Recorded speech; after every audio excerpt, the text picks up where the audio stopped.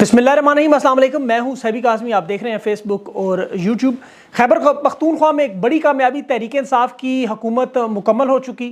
अली अमीन गंडापुर वज़ीर आला और स्पीकर की नामजदगी तब्दील की जा रही है। असद कैसर के भाई की जगह बाबर सलीम स्वाति का नाम है।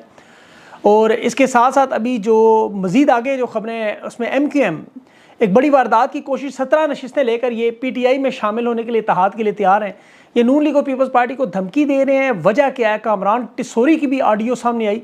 तस्लीम किया जा रहा है 100% जो उनका मैंडेट जली है। नून लीग और पीपल्स पार्टी का 200% जली।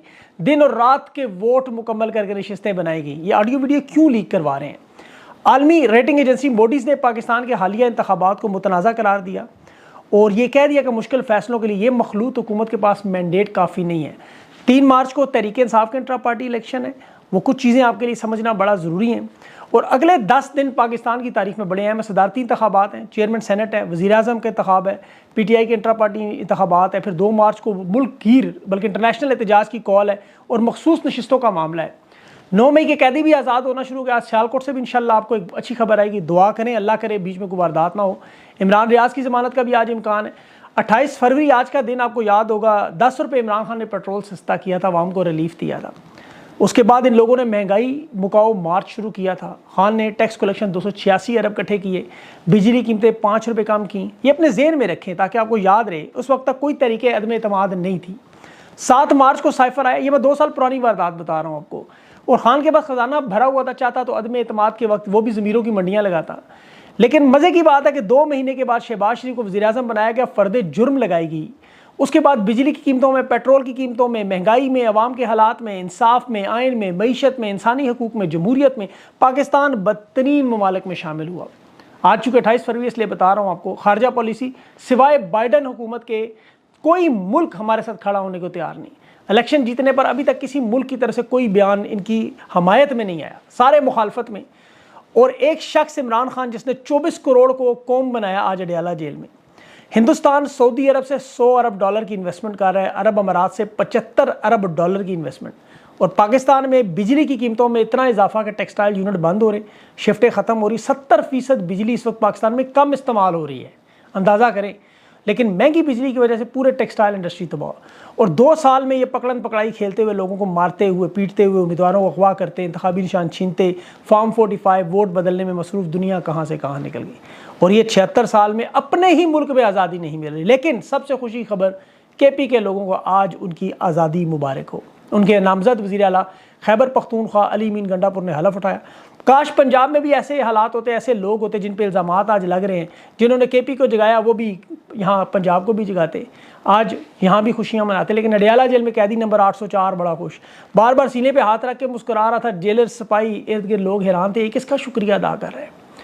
उन्हें ये बात समझ नहीं आ रही थी। लेकिन जब उन्होंने खैबर पख्तूनख्वा के फुटेजेस देखे, लोगों की नज़रों के सामने आए, जहाँ अवाम, खवास, मुंतखब करने वाले, मुंतखब होने वाले असम्बली के दरो दीवार को खान तेरे जानसार बेशुमार, कौन बचाएगा पाकिस्तान, इमरान खान, ये नारे लगा रहे थे। ये जज्बा इस ऐवान में कुर्सी के लिए नहीं था, ताकत के लिए नहीं है, इक़्तिदार के लिए नहीं है, खान को खराज अकीदत पेश करने के लिए।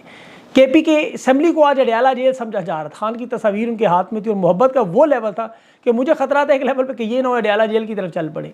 आज हकीकी मानों में KP में जश्न का समा है, जश्न है वहाँ। और शायद मैंने अपनी ज़िंदगी में अवाम को इतना पुरजोश नहीं देखा। अपने मुंतखब नुमाइंदों की हलफबर्दारी की तकरीब में ये जज्बा 1988 में मैं शायद पहली दफ़ा TV पे पार्लियामेंट का कोई इजलास देखा था, PTV पे। आज भी याद है। लेकिन ये देखते ही ये जुनून और ये मोहब्बत, ये सोच और अकल से बालातर हो गया है। ये पंजाब की 2 नंबर जाती उमरा की फ्रॉड हुकूमत जब बाहर गुल्लू बट खड़े करके मुंतखब नुमाइंदों को अंदर नहीं आने दे रहे थे। 71 गाड़ियों के जुलूस में शो बिज़नेस एंटरटेनमेंट की दुनिया में मैडम थीफ मिनिस्टर, जिसे आज मुख्तलिफ दफातर के दौरे करवाते हुए एंटरटेनमेंट की वीडियोस बनाई जा रही हैं, यकीन करें। और स्टाफ को ज़बरदस्ती धमकियाँ दे रहे हैं कि आपने तालियाँ भी बजानी। और सवाल सारे स्क्रिप्टेड, रिहर्सल करके बाकायदा तौर पर। अपना दुपट्टा उतरा हुआ, उनके दुपट्टे चढ़ा। अपने बच्चों के हाल देखें पहले, खैर ज़ाती मामला उनका, लेकिन भारतीय तमिल फिल्मों वाला काम हो रहा है बिल्कुल। एक वहाँ भी एक फिल्म बनी थी मैडम चीफ मिनिस्टर के नाम से, ये भी उन्हीं से मुतासिर है। बहरहाल आगे चलते हैं, क्योंकि उनकी इतनी अहमियत नहीं है। ये अगला जो 10 दिन है, ये हफ्ता, ये बड़ा इंपॉर्टेंट है। आसिफ जरदारी सदर बनना चाह रहा है, शहबाज शरीफ वज़ीर आज़म बनना चाह रहा है, गिलानी चेयरमैन सेनेट लगना चाह रहा है। तहरीक इंसाफ का इंट्रा पार्टी इलेक्शन है, वो अपनी इनको खुश करने के लिए जमहूरियत दिखाना चाह रहे हैं। एहतजाज है, बहुत बड़ा एहतजाज। इनकी पूरी कोशिश मखसूस नशिस्तें छीन कर 2 तिहाई हुकूमत बनाकर तमाम ताकत के ईमानों पर कब्जा करें उसके बाद फिर रमज़ान शुरू हो जाएगा। आपको पता है जो कुछ आपने करना है अभी करना है, वरना उसके बाद फिर रोज़े हैं और तरावियाँ हैं, जो अच्छी बात है, इबादत में गुजरेंगे। लेकिन इससे बड़ी इबादत ये वाली है जो मुल्क कौम के लिए है। मैं इसीलिए कह रहा हूँ सर तोड़ कोशिश ये कर रहे हैं खान को एक दफ़ा मरकज़ की हुकूमत में किसी तरह ले लें, बस चाहे वज़ीर आज़म PTI का लगाना पड़े। यकीन करें ये लोग तैयार हैं, सदारती माफ़ी के लिए भी तैयार नहीं, कोई एतराज़ नहीं। ये सिर्फ एक डील के ज़रिए अपने तमाम पिछले गुनाह माफ़ करवाना चाहते हैं। लेकिन खान बार बार बज़िद है। अवामी मैंडेट, 180 नशिस्तें वापस, मुकदमात अदालतों में, और जो कानून का सिस्टम हो वही चलेगा। जवाब में अलकायदा ट्रस्ट पे फ़र्द जुर्म लगी, मखसूस नशिस्तें छीन ली, अभी कुछ उम्मीदवारों की गिनती करवा के उन इलेक्शन से बाहर करने की कोशिश करेंगे। ये दबाव बढ़ाने की कोशिश है। ये बार बार बता रहे हैं देखो हम 170 को 17 कर सकते हैं, तो MQM की 17 नशिस्तें तुम्हारे पास ला के पूरी हुकूमत बना सकते हैं। लेकिन खान नहीं मान रहा, और इन्हें भी पता है कि अब इनके पास ज़्यादा वक्त नहीं है। क्योंकि देखिए जो डेवलपमेंट्स इंटरनेशनल लेवल पे हो रही हैं, आलमी इदारे, मोदी ने अभी जो बात की इलेक्शन को मुतनाज़ा, फिर अमेरिका से जो हुआ वो आपको सामने रात इंटरव्यू मैंने बताया। ये मखलूत हुकूमत बड़े फैसले नहीं कर सकती। IMF तमाम बड़े इदारे इस रेटिंग को बड़ा अहम समझते हैं, और IMF पहले ही लाखों की तादाद में ईमेल्स वसूल कर चुका है। इस हालात में मईशत आगे नहीं बढ़ सकती, चाहिए जो मर्जी कर ले। लेकिन तहरीक इंसाफ में जो मुझे अफसोसनाक मामला के जो तकसीम नज़र आ रही है, पंजाब में जिस तरह कब्ज़ा करने की बातें, खान को मुतबादल तैयार करने की, कि जी तहरीक इंसाफ छीन ली जाएगी, मसाइल ज़रूर हैं, मुनाफिक भी मौजूद है, लेकिन ये आज के नहीं है। देखिए ये समझना होगा आप सबको, ये हमेशा हैं और रहेंगे। हक़ व बातिल की जंग में हमेशा होता है आपको, लेकिन जो सुनने वाले इनको समझना, आपने तकसीम नहीं होना। देखिए हमारा तो किसी से कोई ताल्लुक़ नहीं, मैं तो आपको दीन से बता सकता हूँ। रसूलुल्लाह सल्लल्लाहु अलैहि वसल्लम के साथ भी कुछ लोग ऐसे थे जिनकी मुनाफ़क़त पर अल्लाह ने बाकायदा आयात भी नाजिल की। उनकी चालों और अयारियों के बावजूद रसूलुल्लाह सल्लल्लाहु अलैहि वसल्लम कामयाब हुए। अब सुन्नत को आप सामने रखें और ये जहन में रखते हुए कि ये हो नहीं सकता कि सारे के सारे लोग मुखलिस हों। यहाँ पर जो रहनुमा हैं, लीडर हैं, उनकी नेक नीति, उनका इखलास, देखिए ये सिर्फ अल्लाह फैसले करता है। मुनाफिकीन ने जो इमरान खान के साथ वादातें की वो अपनी जगह, लेकिन क्या खान ने आज दुनिया में तारीख नहीं बनाई? जो दुनिया में किसी जमहूरी निज़ाम में ऐसी मिसाल नहीं। ये अल्लाह का निज़ाम है, हमेशा बातिल शर्मसार रहता है, और आप लोगों ने अपनी अपनी हैसियत में काम करना है। कौन गद्दार है, कौन मुहिब्बुल वतन है, इस पर अपनी एनर्जी ज़ाया ना करें। जिस तरह देखें माजी में 18 नाम मैं आपको गिनवा सकता हूँ ऐसे खुल कर आए, फिर बाद में वक्त ने साबित किया 58 और भी आए। लेकिन अभी मौजूदा हालात में भी इमरान खान के साथ आप देख लें 26-26 साल रहने वाले साथ छोड़ गए, इससे बड़ी कोई मिसाल नहीं। लेकिन खान पे कोई फ़र्क नहीं पड़ा, उसकी तहरीक पे कोई फ़र्क नहीं पड़ा। तो कोई बंदा खान की तहरीक को हाईजैक कर सकता है ना खान की जगह ले सकता है, ये अब अपने जहन से निकाल दें। शौकत खानम साहिबा ने एक ही बेटा पैदा किया जिसका नाम इमरान खान है, दूसरा इमरान खान कभी नहीं मिलेगा, अब ये याद। और सच सामने आके रहता है, ये वक्त और हालात लाए या मजबूरी हो, आप अपना फोकस इस तहरीक पे रखें। जिनके साथ आप लड़ रहे हैं ये अज़दहा है, ये मुनाफिकीन है। इन्होंने भुट्टो को भी मारा, ज़ियाउल हक को भी मारा, और मज़े की बात दोनों को शहीद भी करार दिया, और दोनों को गद्दार भी, दोनों को हीरो, दोनों को विलन। तो ये इनकी बड़ी बारीक वारदातें हैं, इनसे आप दूर ही रहें। इन्हें समझना मुश्किल होता है, हर दौर में कोई ना कोई ऐसी वारदात डालते हैं, कभी शिया सुन्नी फसादात कर देंगे, कभी मेरा जिसम मेरी मर्जी वाली वारदात, कभी गाजी फ्रॉड ईसा से ऐसे फैसले करवा लेंगे, कभी हलवे वाले लिबास बनाकर आवाम की तवज्जो उस तरफ। ये इनकी वारदातों के तरीके। आप इनसे दूर रह के सिर्फ फोकस रखें अपना जिस पे रहना चाहिए। आपको मैं 27 फरवरी 28 फरवरी के हवाले से बता दूँ। 27 फरवरी भी देखें खान ने किया, वरना याद सादिक तो कह रहा था बाजवा की टांगें काँप रही थी। अब जो एक छोटा सा वाक़या उससे आपको अंदाज़ा हो जाएगा, मरी में चेयर लिफ्ट का वाक़या हुआ था, मरी था शायद, सारा दिन चेयर लिफ्ट में बच्चे फंसे रहे, वहाँ मुकामी लोगों ने बचाया, लेकिन बजाय उन मुकामी लोगों को खराज तहसीन पेश करते उनको पर्चे करा दिए गए, क्योंकि तारीफ़ बर्दाश्त नहीं हो रही थी। अब इमरान खान ने भी 27 फरवरी को यही किया था उस वक्त, 28 का मैं आपको बता चुका हूँ, 27 का बता रहा हूँ। और इन्होंने जवाब में एयर मार्शल जावेद सईद के साथ जो कोर्ट मार्शल की तैयारियों की खबरें, इससे पहले एयर कोमोडोर जो सैयद सजाद हैदर उनके साथ जो हुआ वो देख लें, MM आलम की ज़िंदगी आप देख लें, और ये सारी बातें एक तरफ रख के आप अगर कैप्टन कर्नल शेर खान का वाक़या देखें, जिसके मुजस्मों की बेहुरमती के जुर्म में कई नौजवान आज अदालतों में केसेस भुगत रहे हैं, बेचारे गायब हैं।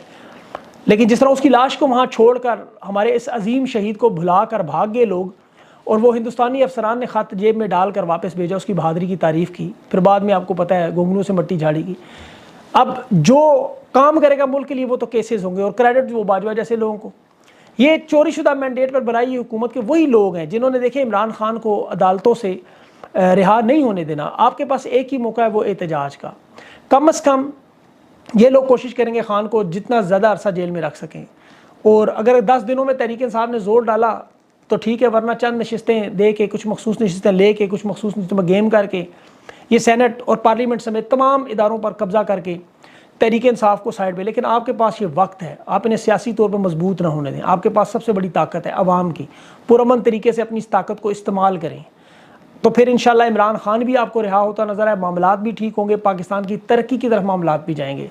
आज वरना देखें, जस्टिस मोहसिन अख्तर कियानी की अदालत में आज जो केस चला, उसमें सेक्रेटरी डिवीज़न ये कह रहा था शीरीन मज़ारी के केस में कि कमीशन की रिपोर्ट ये थी कि शीरीन मज़ारी की गिरफ्तारी में प्रोसीजरल गलतियाँ थी। इसी तरह ये लोग कुछ साल बाद आपको 1992 में जो जिस तरह पहले इन्होंने बताया ऑपरेशन MQM के ख़िलाफ़ किया था कि जी ये मुल्क तोड़ने के लिए जनापुर के नक्शे बना रहे हैं, असली MQM की बात कर रहा हूँ, MQM के दफातर में मनसूबे बने।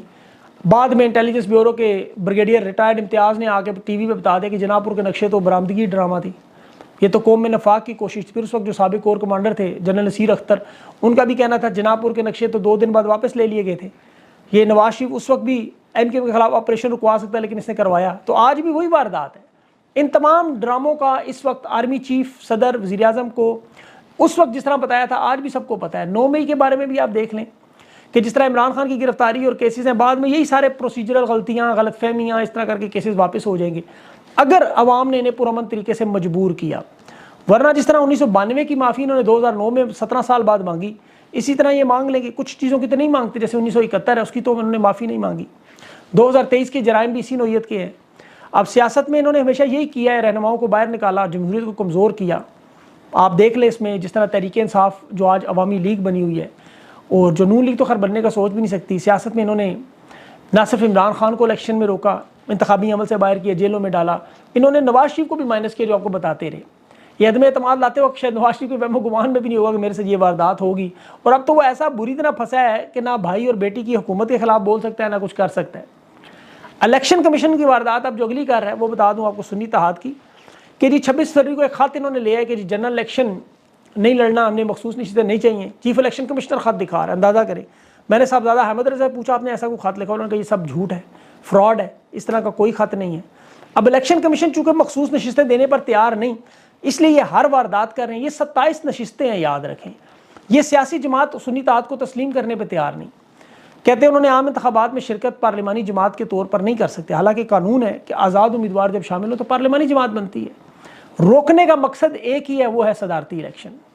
पाकिस्तान का कानून जो वाज़े तौर पर मखसूस नशिस्तों को जमात के मुताबिक देने की बात कर रहे हैं, ये नून लीग को दिन दिहाड़े आपको देते हुए नजर आएंगे। जिस तरह लोधरा में अभी फॉर्म 47, फॉर्म 49 दे के नाम लगा के वेबसाइट पर असेंबली में रजिस्ट्रेशन भी करवा दी, फिर दोबारा हल्के में गिनतियां खोल के कह रहे हैं जी कौमी में सूबाई के वोट निकल रहे हैं। तो कानून और आइन तो मौजूद नहीं, अब जो कुछ करना है आवाम ने करना है, ये बात अंडरस्टूड है।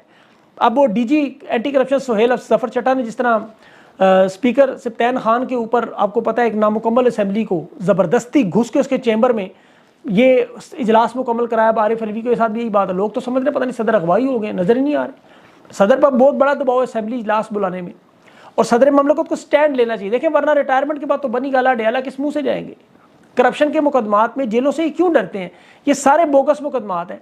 इतनी तकलीफ तो उन्हें बर्दाश्त करनी पड़ेगी। मुल्क में जमहूरियत और आइन, अगर आपने देखे 5 साल इस ओहदे पर सदर ने मराहत ली हैं, इस ओहदे के तकद्दस में आइन के कानून के तहत चले, वरना तो मोहसिन नकवी जैसा बंदा 400 दिन गुजार गया।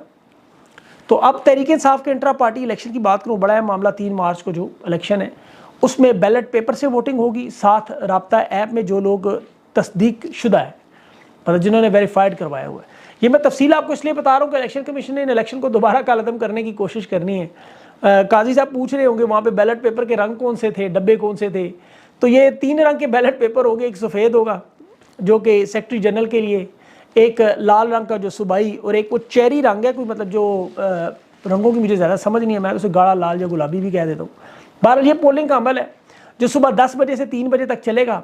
और कहाँ कहाँ होगी ये 48 घंटे पहले बताएं कि उन्हें खतरा है कि कहीं छापे मार के उठाई ना ले बंदे। आपको पता है, अगवा भी कर लेते हैं। इस दफ़ा ये मरहलावार करवा रहे हैं। कराची में जो 10 मार्च तक होने का इम्कान है, बड़े पैमाने पर ये इलेक्शन है। और चूँकि लेकिन जो इसके सूबाई और जनरल सेक्रेटरी के पैनल का ऐलान ये रात 9 बजे तक हो सकता है।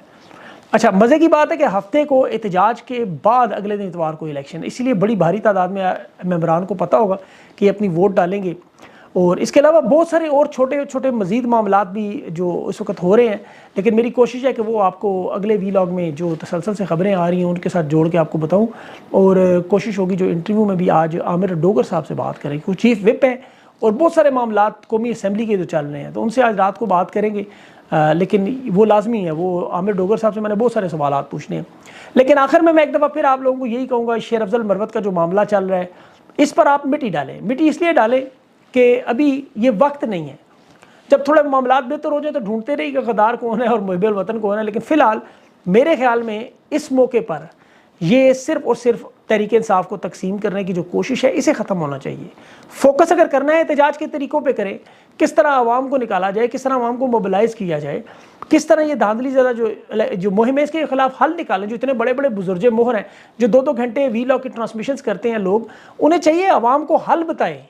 अब आवाम के पास ये हाल तो है नहीं कि जो लोग अगर काम भी कर रहे हैं माजी में जो गलत भी हों, चलें इनकी मान लेते हैं गलत लोग हैं, लेकिन क्या इस वक्त वो बदले जा सकते हैं? जब इमरान खान खुद उन्हें कह रहा है तो आप लोग क्या कर सकते हैं? आप यही कर सकते हैं, इमरान खान की बातों पे एतमाद करें, अपना फोकस जो है आपके पास ये जो 8-10 दिन है इस पर करें।